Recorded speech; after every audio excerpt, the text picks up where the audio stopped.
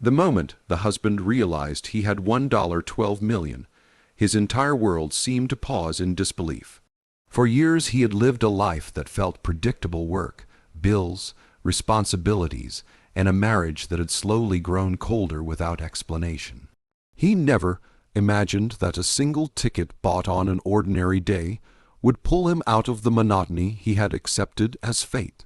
When he checked the numbers, his hands trembled, not just from excitement, but from the overwhelming sense that life had suddenly given him a second chance.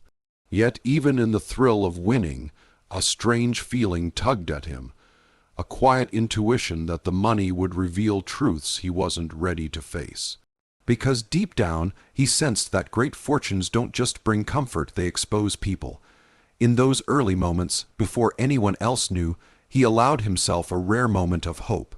He pictured paying off debts, maybe moving into a better home, starting a business, or traveling to places he had only seen in magazines. For a short while, he dreamed freely, unburdened by worries that had shaped his life for so long. But even within that joy, he couldn't ignore a lingering emptiness when he thought of sharing the news with his wife. The idea of telling her didn't fill him with warmth, it filled him with caution. Their relationship hadn't felt like a partnership in a long time, and her growing distance had created a silent, painful space between them. He wondered if she would be happy for him, or simply hungry for what the money would bring. As he sat alone, holding the winning ticket, he reflected on the past months. The late-night absences, the unexplained phone calls, the sudden changes in her attitude, they all passed through his mind like puzzle pieces clicking into place. The lottery win illuminated everything he had tried to ignore. It made him realize that the marriage he was in was not the one he believed he had. The prize didn't just promise a better life, it clarified how broken his current life already was. It made the truth impossible to escape. Instead of rushing to share the news, he took a step back and looked at his situation with a new sense of clarity. Money could solve many problems, but it could also intensify the wrong ones. He realized he couldn't afford to be naive, not when this kind of wealth could turn betrayal into a battle. The lottery win became more than just a blessing. It became a test of character, not just his, but of everyone around him. And before the world found out, he wanted to see everything exactly as it was. For the first time in years, he felt the power to choose his path instead of simply enduring it. In that quiet moment, holding the ticket that would change everything, he promised himself one thing. He would no longer ignore his instincts or allow himself to be deceived. The money had given him a new future, but it also gave him the courage to finally confront the present. The truth about his wife's infidelity did not crash into his life suddenly. It seeped in slowly, like water finding its way through the smallest cracks. For months, he had sensed something was wrong, though he never wanted to accept it. Her smiles had become mechanical, her affection distant, and her excuses painfully predictable. She stayed out later than usual, claimed she was too tired for conversations, and guarded her phone with an anxiety that didn't match the life of a faithful spouse. Still, he tried to convince himself that he was imagining things, that marriage could sometimes fall into rough patches. But deep inside, a quiet ache had already begun forming, the kind that comes from knowing the person you love is slipping away. Everything changed the day he won the lottery, not because the cheating began then, but because the win sharpened his senses. He saw her behavior differently. He noticed her sudden interest in his schedule, her attempts to check his emails, the strange way she asked if anything new or exciting was happening in his life. Her curiosity was no longer the gentle concern of a partner. It felt more like she was waiting for something to profit from. The marriage had become a negotiation where she took everything and gave nothing back. When he finally discovered the truth, It wasn't through dramatic confrontation or a message popping up at the wrong time. It came through small but undeniable evidence: a forgotten receipt from a hotel, a text message where she absent-mindedly used terms of endearment meant for someone else, and the way she suddenly became overly defensive when asked simple questions. Each piece of evidence was a quiet blow, cutting deeper than she would ever understand. She had not just betrayed him physically, she had emotionally abandoned him long before that. What made the betrayal even more painful was realizing how long it had been happening. This wasn't a moment of weakness or a temporary lapse. This was a pattern, a second life she had built behind his back. She had been sharing her time, her laughter, and her intimacy with someone else while returning home to him with a face full of lies. And yet she carried herself as if she were the victim of boredom, as if her actions were justified by her dissatisfaction. Knowing all of this, he did not explode with anger or confront her immediately. Instead, he observed her, watched her lies unfold, and saw how naturally she shifted between guilt and manipulation. He saw how she made him feel responsible for the emotional distance she had created. The most devastating part wasn't the cheating. It was the realization that she never saw his worth, even when he was giving her everything he had. Her betrayal didn't just break the marriage, it redefined it. It showed him that the love he believed in had been won, sided for a long time. And while the lottery win brought clarity, her infidelity brought truth. It was a truth he could no longer ignore, a truth that would ultimately shape everything that came next. The moment she learned about the $12 million lottery win, a switch flipped inside her, a shift so immediate and so transparent that he almost laughed at the predictability of it. Her tone softened, her eyes suddenly sparkled with a warmth she had not shown in months, and she asked him questions she had never bothered with before. But beneath that fake sweetness, he could sense the gears turning. She was planning something, calculating something. And soon enough, her intentions unfolded exactly the way he had expected. Instead of celebrating with him, she acted strangely calm, too calm for someone whose life had just changed forever. She didn't hug him, didn't cry, didn't even pretend to be excited.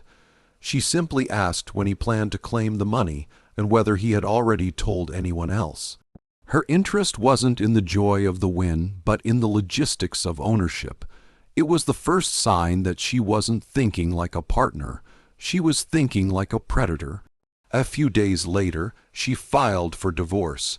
Her timing was no coincidence. She filed the paperwork almost immediately after the win became official, as if she had been waiting for the perfect moment to strike. In her mind, she believed she was being clever. She thought that by acting quickly, she could argue that the money was a marital asset and therefore legally hers to take half of. She believed she could secure millions simply by ending a marriage she had already emotionally abandoned long ago. And she believed wrongly that he would panic or cave under pressure. Her confidence came from her assumption that he was blind, naive, and unaware of her affair. She thought she held every advantage.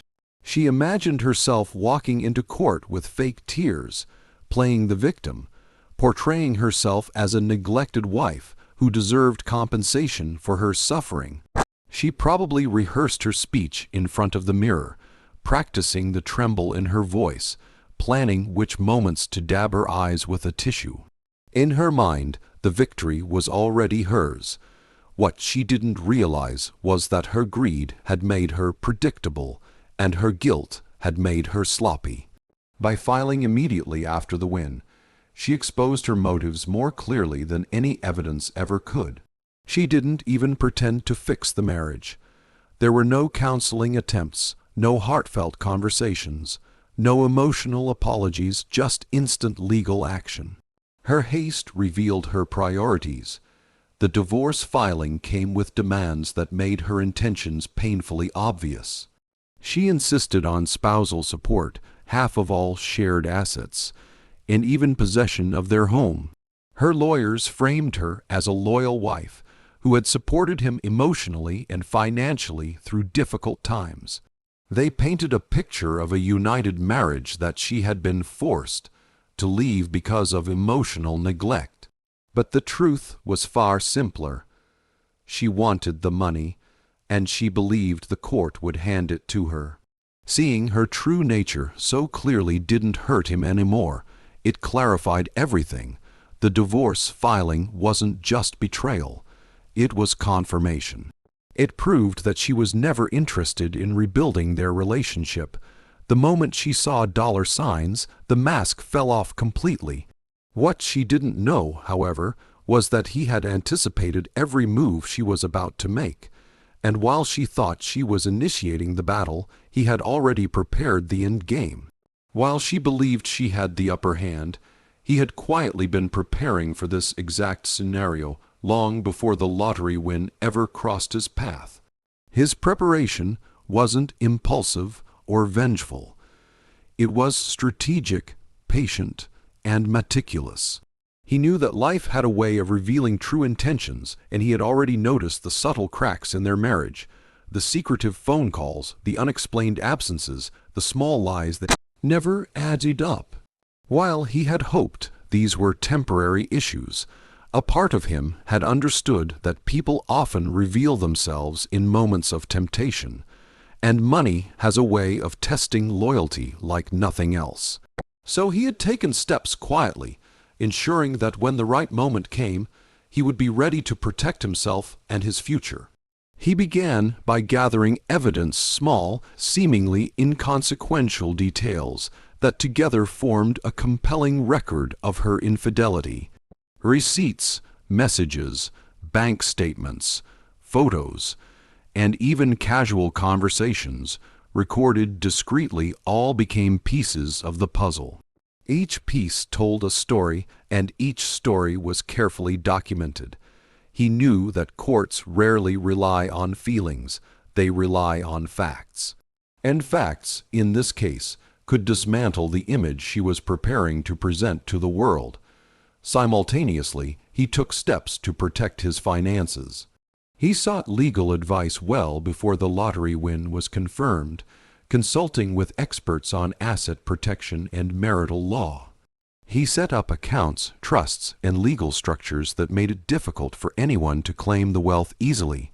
His goal wasn't just to safeguard money, it was to maintain control over his own life and decisions. He understood that a cheater's greed is often matched by cleverness, and the only way to counteract it was through preparation.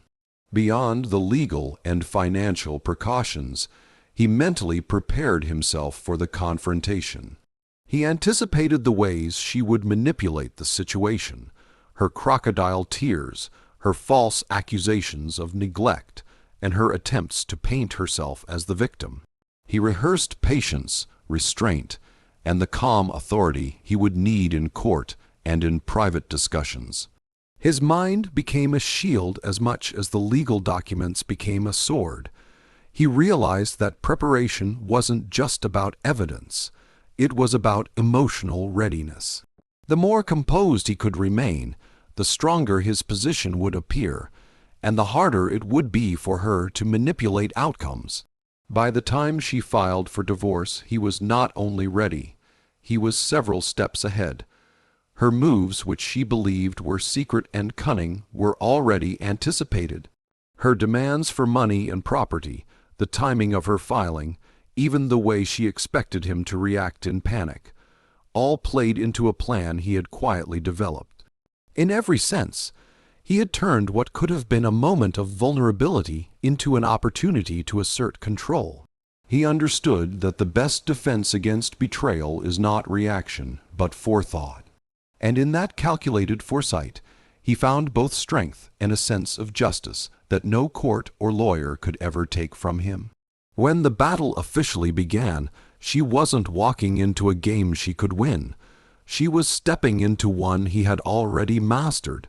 Her assumptions of control, greed, and manipulation became liabilities, while his preparation became the quiet, unstoppable force that would ensure he emerged intact, both financially and emotionally.